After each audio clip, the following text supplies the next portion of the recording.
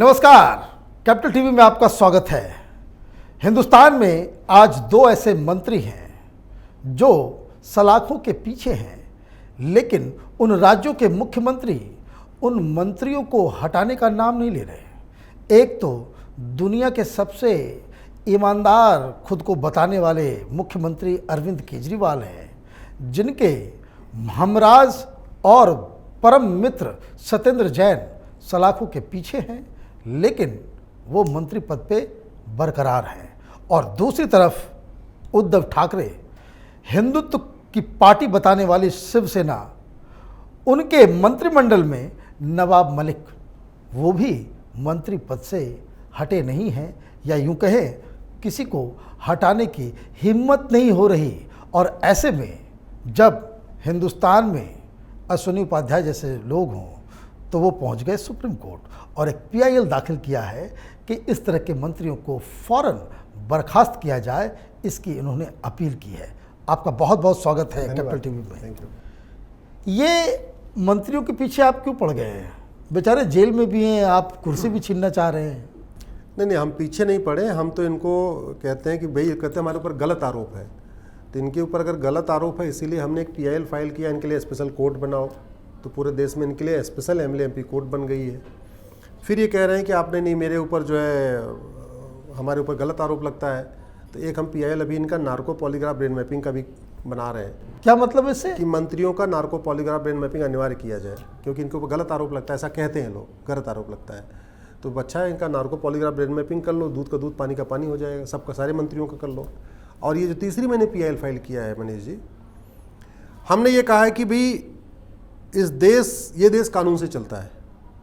Indian penal code का section 21 ये कहता है कि पब्लिक सर्वेंट जो भी है, अगर वो 2 दिन के लिए जेल जाएगा उसको बर्खास्त कर दिया जाएगा। पब्लिक सर्वेंट जो भी है 2 दिन के लिए जेल जाएगा तो बर्खास्त कर दिया जाएगा। कहने का मतलब आईएएस, आईपीएस, कलेक्टर, एसडीएम, तहसीलदार, जो भी पब्लिक सर्वेंट की परिभाषा है, इंडियन पिनल कोड के सेक्शन 21 में पब्लिक सर्वेंट डिफाइन है, प्रिवेंशन ऑफ करप्शन एक्ट के सेक्शन 2 में पब्लिक सर्वेंट डिफाइन है। तो जो लोग भी पब्लिक सर्वेंट हैं, जन सेवक हैं, लोक सेवक हैं, इनको अगर 2 दिन के लिए हिरासत में कोर्ट ने भेजा तो इनको बर्खास्त करना मैंडेटरी है। ये तो महाजन सेवक हैं। ये सुप्रीम कोर्ट ये कह चुका है कि ये पब्लिक सर्वेंट नहीं, सुपीरियर पब्लिक सर्वेंट है। सुप्रीम कोर्ट कह चुका है, करुणानिधि वाले केस में 5 जजों की बेंच कह चुकी है। ये पब्लिक सर्वेंट नहीं बल्कि लॉ मेकर है।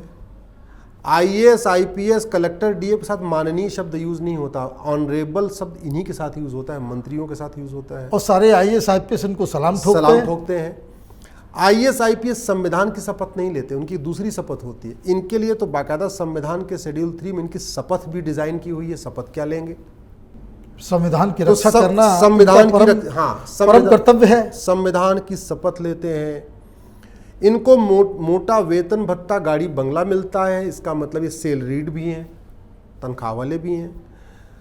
जब तक सांसद हैं तब तक वेतन भत्ता, गाड़ी बंगला मिलता है। रिटायरमेंट के बाद पेंशन भी मिलती है। तो सुपीरियर पब्लिक सर्वेंट है भाई। संतरी को पेंशन तो नहीं मिलती ना। तो संतरी 2 दिन के लिए जेल गया, बर्खास्त।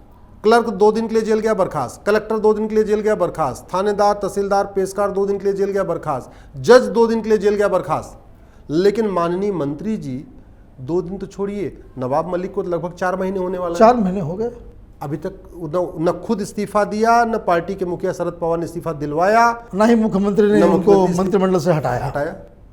तो मतलब ऐसा कौन सा और राज वो जानते हैं कि न शरद पवार साहब की हिम्मत पड़ रही है उनको हटाने की, न मुख्यमंत्री की हिम्मत पड़ रही है। ये तो वही जाने वो क्या ऐसा जानते हैं। तो ये जो आपने पीआईएल दाखिल किया, तो अब ये किस स्टेज पे है?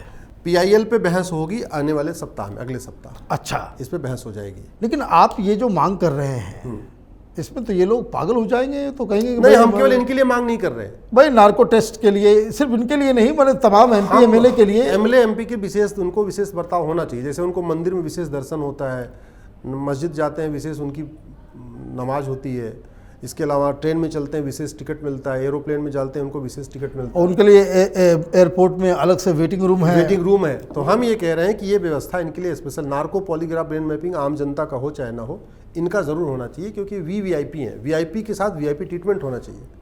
तो वीआईपी ट्रीटमेंट के तहत इनके लिए स्पेशल एमपी कोर्ट बन गई है। 75 लोग अभी उसी कोर्ट के द्वारा सजा पा चुके हैं, वो बर्खास्त हो चुके हैं। लेकिन आपके मित्र जो केजरीवाल हैं, आप तो केजरीवाल के साथ बहुत दिन काम किया आपने, और मैं दर्शकों को बता दूं कि ये जो आम आदमी पार्टी रजिस्टर हुई है इलेक्शन कमीशन में, उसमें जो नाम है वो आपका ही नाम है शायद।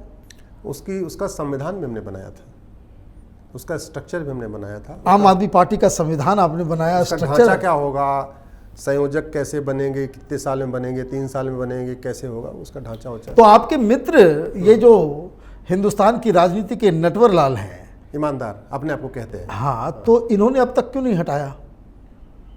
बड़ी सीधी सी बात है, आप समझिए जरा। बड़ा काम इन्होंने किया है, घोस्ट कंपनीज खोली हैं, जो कंपनियां कहीं धरती पे हैं नहीं, वो कंपनियां इनकी चल रही हैं। सत्येंद्र जैन की काला धन उसमें आया है, निकला है, हवाला के जरिए आया है, निकला है। उस पैसे से बेनामी प्रॉपर्टी खरीदी गई है, वो भी इनके नाम पे नहीं, किसी और के नाम पे, क्योंकि जितने चोर लुटेरे डकैत होते हैं वो अपने नाम पे नहीं खरीदते। वो डकैत हमेशा जो है वो चाची, मौसी, मामी, नानी, ऐसे इनके नाम पे खरीदते हैं। सब वो ड्राइवर के नाम पे, इनके नाम पे, उनके नाम पे सब खरीदते हैं। उसमें कितना केजरीवाल जी को गया मुझे नहीं पता, लेकिन केजरीवाल जिनको बर्खास्त नहीं कर रहे हैं, इसका मतलब केजरीवाल के सबसे बड़े राजदार यही हैं। अरे भैया चलो बाकी छोड़ो, जब बेल खारिज हो गई तब बर्खास्त कर देते। सही बात है। जब चलो मान लो पहली बार झटके से गलती से कोर्ट ने कहा ठीक है 14 दिन के लिए भेज दो, लेकिन बेल पे उन्होंने बेल अप्लाई किया और आज भी इनकी बेल खारिज हुई है, फिर से एक बार आज खारिज हो गई। बताइए, तो अगर कोर्ट इनकी बार बार बेल खारिज कर रहा है तब भी आपकी आंख नहीं खुल रही, मतलब आपको सुप्रीम कोर्ट फटकार लगाएगा, इनको बर्खास्त करोगे तब बर्खास्त करोगे, तो काहे की ईमानदारी? फिर तो आपको खाने के दांत अलग, दिखाने के दांत अलग, फिर तो आपका पाखंड हो गया, फिर तो आपका पाखंड हो गया। आप दूसरों को नैतिकता पढ़ा रहे थे। 2011-12 का इनका पुराना वीडियो देखिए जरा, क्या क्या लंबी लंबी बातें हो रही थी। आज आपको सत्ता मिल गई, आप तीसरी बार मुख्यमंत्री हो गए, तो आपको अपना पुरानी बात भी भूल गए, मतलब वो कहते हैं वो इनका भी पुरानी मेमोरी गायब हो गई, हमने क्या क्या बोला हुआ है। आज जो है जो व्यक्ति हवाला में पकड़ा गया है उसकी बेल खारिज हो रही है, कोर्ट उसको जमानत नहीं दे रही है, और क्या जी सजा कर देगा तब आप उसको बर्खास्त, तब तो आपकी मजबूरी बर्खास्त करना। कोर्ट सुप्रीम कोर्ट कह देगा बर्खास्त करो, फिर तो आपकी मजबूरी है। आपकी नैतिकता, आपका एथिक्स, आपकी मोरालिटी, आपके वो बातें कहाँ गई जो आप बड़ी लंबी लंबी बातें करते थे? क्या ऐसी बात है जो इसका मतलब आप भी हिस्सेदार हो? सत्येंद्र जैन का जितना बड़ा खेल है उस खेल में आप भी हिस्सेदार हो। आप बताइए, 200 बीघे जमीन को दिल्ली में खरीदेगा, क्या करेगा अपनी जमीन का? अभी इतना तो पकड़ में आया, अभी तो पकड़ में आया और इसके बाद इनकी याददाश्त चली गई है। कोरोना इनको हो गया, याददाश्त करें हम कोरोना हो गया जी, भूल गए सब। मतलब कोरोना हुआ ये याद है, याददाश्त चली गई ये भी याद है, लेकिन कितनी प्रॉपर्टी और बनाए वो याद नहीं आ रहा है। तो इसलिए कह रहा हूं कि नार्को पॉलीग्राफ ब्रेन मैपिंग इसलिए जरूरी है। ऐसे नेताओं का जिसको चेस्ट में पेन हो रहा है, चक्कर आ रहा हो, बार बार सीने में जलन हो रही हो, इसको बार बार पूछताछ क्यों करना, बार बार क्यों बुलाना? एक ही दिन ले आओ, इनको इंजेक्शन लगाओ, नार्को पॉलीग्राफ ब्रेन मैपिंग करो, 4-5 घंटे के अंदर सारा दूध का दूध, पानी का पानी, सब एकदम सच उगल देंगे। उनको भी टेंशन नहीं, एजेंसियों को भी फालतू एक हफ्ते उनको समय भी बचेगा, पैसे बचेंगे, रिसोर्सेज का सही इस्तेमाल होगा। इतने दिन में 2-4 और लोगों का कर लेंगे। सही बात है, 2-4 का और कर लेंगे। इसलिए मैं कह रहा हूँ नार्को पॉलीग्राफ ब्रेन मैपिंग कानून बहुत जरूरी बनवाना, बहुत जरूरी है इस देश में बनाना। तो आपको क्या लगता है कि सुप्रीम कोर्ट से ये आप PIL में आप सक्सेसफुल हो पाएंगे? मैं बिल्कुल सक्सेस हो पाऊंगा, क्योंकि अच्छा दूसरा एग्जांपल आप महाराष्ट्र वाला देखिए। हाँ, उस व्यक्ति को 4 महीने हो गया, और सत्येंद्र जैन का से उसका तो केस थोड़ा और भी नहीं यूनिक है। सत्येंद्र जैन ने काला धन इकट्ठा किया, हवाला किया, बेनामी संपत्ति इकट्ठा किया, ऐसरिक संपत्ति किया, नकली कंपनियां बनाई, घोस्ट कंपनियां बनाई। उसने इनसे भी एक कदम, उसने सीधे दाऊ से ही लेन देन कर लिया। इस देश के सबसे बड़े गद्दार के साथ, सबसे बड़े दुश्मन के साथ वो प्रॉपर्टी की डील कर रहा है नवाब मलिक। और इसके बाद आज भी नवाब बन के बैठा हुआ है। आज भी मंत्री तो है ना, बिल्कुल मंत्री है, और मंत्री है तो उसका प्रोटोकॉल बनता है कि जेल में जब उसको चाय वाला जाएगा कहेगा माननीय मंत्री जी चाय पियो, नहीं तो माननीय, उसका प्रोटोकॉल अपनी ड्यूटी करनी पड़ेगी। नहीं ये जेलर को उसको माननीय कहना पड़ेगा। नहीं, ये सवाल भी उठता है कि अगर कोई मंत्री ऑलरेडी है तो उसके मंत्रालय का काम कैसे होगा? क्या मंत्री जी के लिए जेल के अंदर फाइलें IAS IPS लोग लेकर के जाएंगे? बाकी छोड़िए, अरे वो मंत्री है तो उसकी तनख्वाह तो मंत्री वाली चल रही है। मंत्री है तो उसका मंत्री वाला बंगला तो चल रहा है, मंत्री वाला वेतन भत्ता गाड़ी बंगला तो चल रहा है, मंत्री वाले जो उसके ड्राइवर, विधायक बनने में एक ड्राइवर होता है, मंत्री बनने में 4 ड्राइवर हो जाते हैं, वो चारों ड्राइवर तो उसके चल रहे हैं, सारी सुख सुविधाएं तो उसकी चल रही है। किसके? हमारे आपके पैसे से, टैक्स के पैसे से। हाँ सही बात है, कोई अपने घर से थोड़ी जनता के टैक्स के पैसे से एक व्यक्ति जो जेल में है, जिसने फ्रॉड किया, काला धन इकट्ठा किया, बेनामी संपत्ति इकट्ठा कर दिया, चोरी लूट डकैती किया है, उसकी सारी सुविधाएं जनता के पैसे से। मतलब डकैतों के लिए इतनी विशेष व्यवस्था। इसलिए मैंने कोर्ट में कहा कि एक चपरासी अगर 2 दिन के लिए जा रहा है जेल में, उसको सस्पेंड आप कर देते हो। आप एक संतरी को 2 दिन के अंदर सस्पेंड करते हो, एक मंत्री जेल में बैठा हुआ उसको सस्पेंड करने नहीं होगा तो कौन बनाएगा? ये तो खुद तो कानून, हम सुप्रीम कोर्ट इसलिए गए क्योंकि ये डकैत तो अपने लिए कानून बनाएंगे नहीं, तो रास्ता हमारे पास क्या है? सुप्रीम कोर्ट, दूसरा कोई रास्ता नहीं। भाई व्यवस्था 3 तरीके से बदलती है, तो सड़क से बदलती है, या सुप्रीम कोर्ट से, या संसद से। सही बात है। विधानसभा, संसद, जो कानून बनना है। अगर ये नहीं कुछ कर रहे हैं तो कोर्ट भी अगर कुछ नहीं करेगी तो हम जाएं कहाँ किस बात को लेके? इसलिए हमने यही कहा है कि इनको आप केवल इन्हीं को आप केजरीवाल को डायरेक्शन दो, उनको बर्खास्त करें, आप उद्धव ठाकरे को डायरेक्शन दो कि इनको, नवाब मलिक को बर्खास्त करें, और आप एक बाकायदा गाइडलाइन जजमेंट पास करो, क्योंकि सुप्रीम कोर्ट का जजमेंट अपने आप में कानून हो जाता है जब तक कि दोबारा पार्लियामेंट उसको कानून नहीं बनाता। हमने यही कहा है कि आप इसमें डिक्लेयर करो कि जिस तरीके से क्लर्क, कलेक्टर, चपरासी, IAS, IPS जज 2 दिन की सज़ा के बाद 2 दिन जेल में रहने के बर्खास्त कर दिया जाता है, वैसे ही मंत्रियों को, सांसदों को, विधायकों को भी जो 2 दिन के लिए अगर जेल में जा रहे हैं कोर्ट के आदेश से, पुलिस से नहीं, पुलिस तो कभी ऐसे ही पकड़ सकती है। हाँ, पुलिस, ये दोनों में अंतर है। हाँ मैं समझ गया। थाने में बैठाना, पुलिस कस्टडी में रखना वो अलग बात है। लेकिन अगर कोर्ट ने उनको भेज दिया जुडिशियल कस्टडी में, तो आप 48 घंटे के अंदर उसको आप बर्खास्त करिए, टेम्परेरी बर्खास्त करिए, वहाँ से बरी हो जाता है, वापस बहाल कर लीजिए, कोई दिक्कत नहीं है, लेकिन बरी तो हो जाए। ये तो नहीं चलेगा ना, एक ही देश में 2 नियम तो नहीं चलेगा ना, मंत्री का अलग नियम, संतरी का अलग नियम। ये इक्वालिटी के आर्टिकल 14 का सीधे सीधे धज्जियां उड़ाई जा रही हैं, संविधान की धज्जियां उड़ाई जा रही हैं। हमें पूरा भरोसा है कि सुप्रीम कोर्ट इस पर न्याय करेगा, और आने वाले टाइम में ये जो मंत्रियों की दादागिरी है, ये मंत्री तो क्या, इनको डकैत कहिए, ये जो डकैतों की दादागिरी है, वो डकैतों की दादागिरी बंद होगी।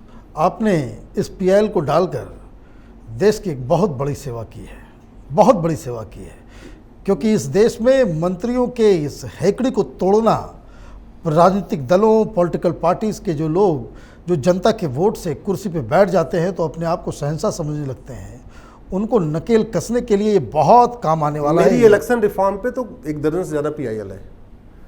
मिनिमम क्वालिफिकेशन होना चाहिए, वो मेरी PIL है। ये अनपढ़, मतलब सोचो आप, चपरासी बनने के लिए भी 10वीं पास चाहिए, ड्राइवर बनने के लिए 10वीं पास चाहिए, क्लर्क बनने के लिए 12वीं पास चाहिए, और मंत्री बनने के लिए कोई क्वालिफिकेशन नहीं। तो मेरी मिनिमम क्वालिफिकेशन पे PIL है, मैक्सिमम एज लिमिट इनकी सेट होनी चाहिए, उस पर PIL है। ये एक ही जगह से चुनाव लड़ सके। भाई हम आप 2 जगह से वोट नहीं डाल सकते, लेकिन ये 2 जगह चुनाव लड़ सकते हैं, तो उस पर मेरी PIL है। भारत में जो करोड़ों के संख्या में जो फर्जी वोटर बने हुए हैं, उसको आधार से लिंक करने वाली मेरी PIL है। सजा याफ्ता लोगों के चुनाव लड़ने, पार्टी बनाने, पार्टी पदाधिकारी बनने पर लाइफ बैन हो, उस पर मेरी PIL है। पॉलिटिकल पार्टियों की फंडिंग जो है वो कैश ले रहे हैं, जो अभी 80% वो कैश लेते हैं, 20% चेक में दिखाते हैं, 80% कैश ले लेते हैं, और कहीं उसका ऑडिट नहीं कराते, उस पर मेरी PIL है। तो पॉलिटिकल रिफॉर्म पे तो मेरी करीब 1 दर्जन से ज़्यादा PIL है। ये तो मुझे लगता है 14वीं 15वीं होगी जो अभी मैंने डाली है। आपके मित्र ने व्यवस्था परिवर्तन के नाम पे सत्ता में बैठ करके तमाशा किया, और आप वाकई सिस्टम को बदलने के लिए जो कानून का रास्ता आपने अपनाया है वो वाकई सराहनीय है। आपका बहुत बहुत धन्यवाद कि आपने इस 2 मंत्रियों के चलते जिस हिसाब से सुप्रीम कोर्ट का दरवाज़ा खटखटाया है, उम्मीद यही की जानी चाहिए कि सुप्रीम कोर्ट हिंदुस्तान में एक तरह का कानून, जो कानून चपरासी, क्लर्क्स, दूसरे अधिकारियों के ऊपर लागू होता है, वही मंत्री के ऊपर भी लागू हो, और जल्द से जल्द इसमें फैसला सुनाए। यही देश की जनता उम्मीद रखती है सुप्रीम कोर्ट से। अगर आपको ये वीडियो पसंद आया तो आप इसे लाइक करें, शेयर करें और हमारे चैनल को सब्सक्राइब करें। धन्यवाद।